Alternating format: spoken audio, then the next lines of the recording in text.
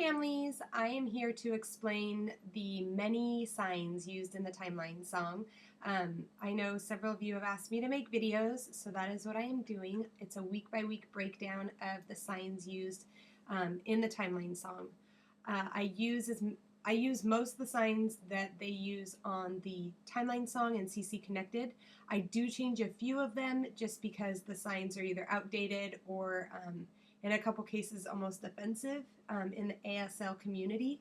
So I chose and opted to change them, and when you come across those signs, I will let you know what they are used online and what I changed them to, and you can always make your own choice on what you choose to do. Just a reminder that the signs are not required. They're just meant to be there as markers to help children remember and to help us remember what comes next in the sequence of events or what comes next in the song. I always tell my children that if it becomes more frustrating trying to remember what comes next, to just worry about singing the song, because if it's not enjoyable for them to sign, it defeats the purpose. It's really just meant to make it more enjoyable and more fun, and it's not a requirement. They're not tested on it. So please don't feel like your child is a huge failure and not going to make it in life if they don't get the signs. It's fine, okay? All will work out.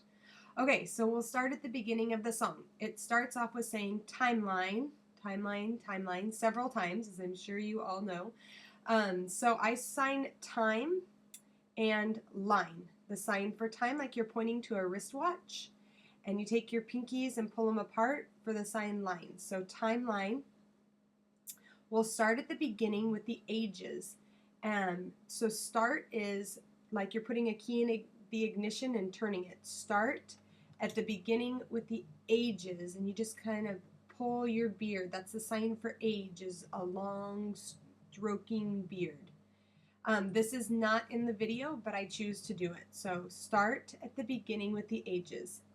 Age of ancient empires. We're going to go back to that age sign, and this time we're doing it with an A and kind of wiggling it back and forth. So age of ancient empires. If you choose to just pull it down, that's okay too. Creation and the fall. So everything was created and the fall. It falls down. The flood, we show water coming up, and the Tower of Babel. We just make a tower with our hands. Mesopotamia and Sumer was a civilization that was between two rivers. So to sign between, we pull out our Trekkie sign right here. This is the sign for between. To sign river, you make an R with your two hands and you show water flowing. So this is Mesopotamia and Sumer. Egyptians, we make an X, an ASL X sign, and put it on our forehead. The X is not significant. Actually, what it's to represent is the snake that pharaohs had on their crowns during Egyptian times. This is also the current day sign for Egypt. So Egyptians. The song continues on to say 3000 BC. It does not have signs for this, but if you choose to sign it, it is 3, this is the number 3 in ASL, 1000, and you show with your fingers coming down.